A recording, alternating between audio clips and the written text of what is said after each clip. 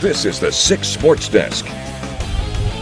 This whole entire week has been full of announcements from college football players here in the state of Michigan with cool graphics and pictures and videos, all to say whether or not they're declaring for the NFL draft. Well, today, Michigan State safety Xavier Henderson kept it short and sweet, thanking Spartan Nation and just saying, "I'll be back for next year." Well, Henderson will be rocking the green and white for his 5th season in East Lansing. The captain of the Spartans defense finished the 2021 season with a team-high 96 tackles, as well as 3 sacks and 1 interception. Stick with 6 Sports for more updates on our local college football players making their future plans. Speaking of some Spartans, last night's Michigan State men's basketball game was a good one. Not only because it was a back-and-forth battle that made you not want to look away, but also because MSU freshman guard Max Christie was on fire. Christie went off for a career-high 21 points in the Spartans' 79-67 win over the Cornhuskers. He's been struggling to find his rhythm offensively, but head coach Tom Izzo couldn't be happier with how he worked through his issues. Offensive struggles going into offensive success, and in your words, he didn't quit. He didn't quit. He didn't transfer. He didn't transfer. He just went back to work. I mean, it's amazing. He just went back to work. What was it like seeing that last night? Well, as a coach, you love it. But I'm around him every day, and there's not even, you've heard a million press conferences since the start of the year, and I never wavered on him. Max Christie is going to be a hell of a player because he not only has a high basketball IQ, but he has an incredible work ethic and incredible intelligence. He had a week where he was a little bit down, and but you could talk to him, you can talk about it. That's the fun part of coaching, it's. If a guy's just doing well all the time, he doesn't need you. It's when they need you that you feel you can make a difference. I like difference makers as players, but I like to be a difference maker as a coach.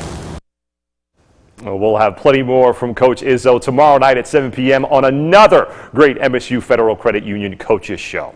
At the high school level, coaches like Olivet's Matt Seidel have been pushing for a shot clock to make its way into the prep scene for quite some time now.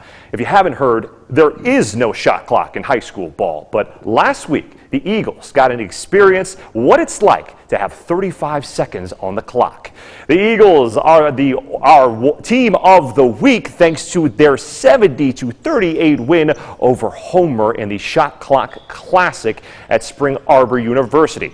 Olivet likes to score in a hurry, so playing with a shot clock for the first time didn't cause any issues, except for one time. And it's all coach's fault. Take a listen. Kind of just felt like a normal game. We didn't really think about it.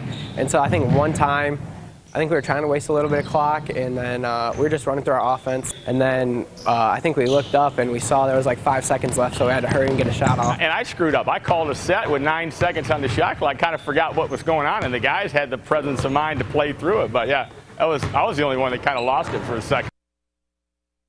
We'll have even more from the Eagles tonight on 6 News at 11. But a quick note, Okemos High School has become the latest local school to decide to only allow 2 spectators per player for games in order to prevent large indoor crowds due to COVID-19. We'll be right back with a final look at your forecast, so stay with us.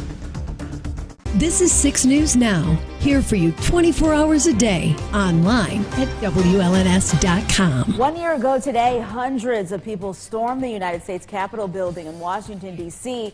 in an attempt to overturn the 2020 election results. Across the nation today, events are being held to not only remember what happened, but to also reflect on what has changed since then, including right here in Michigan. Joining us now live from the state capitol is 6 News reporter Michael Thomas. He has more on these events and what state officials have to say. Good morning, Michael.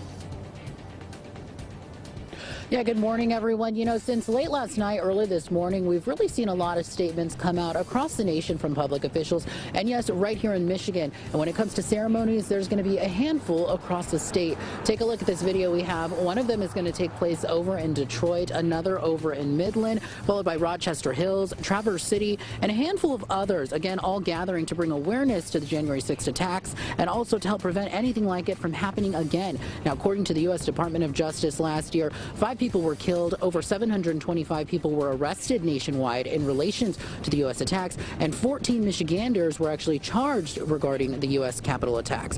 Now, the damage done to that building, $1.5 million. Earlier this morning, Attorney General Dina Nessel released a statement in regards to those attacks, saying, in quote, "The unprecedented attack on our democracy last year made it clear that the biggest threat we face in maintaining our Constitution and all this country stands for comes within our own borders, fueled by seditious conspiracies and alternate realities that continue to be peddled today. Like many, I have heard firsthand accounts from on-duty officers who put themselves in harm's way that day. They defended our nation's founding principles and deserve our utmost respect for their service and sacrifice." I spoke with Michigan State Police, who had this to add regarding our own state's security at the state capitol. Last year, with all the events that were at the Capitol and the multi-different events over through the year, we constantly assess and will always respond with the appropriate amount of law enforcement. That is to keep the... Our news partners at News Nation offer the country's only primetime national newscast, and they also have shows that take an in-depth look at the issues. So here's what's coming up tonight. Tonight on Dan Abrams Live on News Nation, Tampa Bay Bucs wide receiver Antonio Brown now speaking out, saying it's not a mental health issue. Well then, is he finally going to be held accountable for his actions? Now here's Ashley with a look at Banfield. Thanks, Dan. Tonight on Banfield, another arrest in the case of missing Harmony Montgomery, but will it lead to finding the little girl? And why are people transferring thousands of dollars into the jail account of the Boston bomber? That's tonight on Banfield on News Nation. News Nation Prime begins every night at 7 o'clock, and you can find it on one of the channels that you see here, or all you have to do is go to newsnationnow.com and use the channel finder. Radar right now shows a few more snow flurries and snow showers, but those will come to an end tonight. Once skies clear, we drop into the single digits. A very cold start. Highs near 20 tomorrow. Nice warm-up Saturday and Sunday, but it'll come with a few snow or rain showers Saturday evening. Sunday at 34 is a little deceptive because that's going to occur early in the morning, and the temperatures fall in the afternoon with lots of wind again. High temperatures back in the teens Monday, lows in the single digits. Things do get a little more, I guess, humdrum next week with highs generally in the upper 20s, overnight lows in the teens, no big swings temperature-wise. And with the wind direction, there could be a snow shower really Saturday, Sunday, Monday, or Tuesday. Not a high chance any particular day, and no major winter storms on the horizon. You know, but outdoor enthusiasts for snowmobiling, anybody snowshoeing, skiing, the snow is great. Perfect time for that. Oh yeah, ski resorts just got a lot of snow from this lake effect, so they're loving it. All right. As long as those lows don't have a negative next to it, we'll be fine. Exactly. Thanks for joining us, the three of us. We'll see you back here at 11.